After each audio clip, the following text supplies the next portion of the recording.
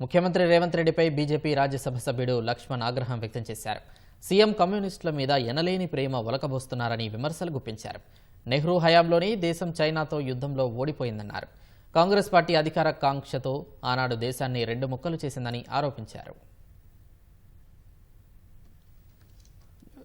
వాళ్ళ కమ్యూనిస్టుల మీద ఒలకబోస్తున్న రేవంత్ రెడ్డి గారు, మీరు ఎన్నికల ముందు ఇచ్చిన గ్యారెంటీలు, హామీలు అమలుకు నోచుకోకపోవడము, ప్రజల్లో పెరుగుతున్నటువంటి అశాంతి, ప్రజల్లో ప్రభుత్వం పట్ల పెరుగుతున్న వ్యతిరేకతను దృష్టిలో పెట్టుకుని దేశం మొత్తం మీద కూడా కాంగ్రెస్ కనుమరుగవుతా ఉంటే భారతీయ జనతా పార్టీ ప్రభుత్వం బీజేపీ మీద, మోదీ ప్రభుత్వం మీద నిందలు వేయడమే, విమర్శలు చేయడమే పనిగా పెట్టుకున్న కాంగ్రెస్ పార్టీ మీరు రాజ్యాంగం పట్ల, అంబేద్కర్ గారి పట్ల అవమానం చేసిన విషయాలను చరిత్ర వెలుగులోకి రావడంతోనే తట్టుకోలేక, జీర్ణించుకోలేక తప్పుడు ప్రచారాలు ఎదురు చేయడం, ఇది దేశ ప్రజలు కాంగ్రెస్ పార్టీ ఎన్నడూ కూడా క్షమించారని చెప్పి ఈ సందర్భంగా నేను రేవంత్ రెడ్డి గారిని హెచ్చరిస్తాను.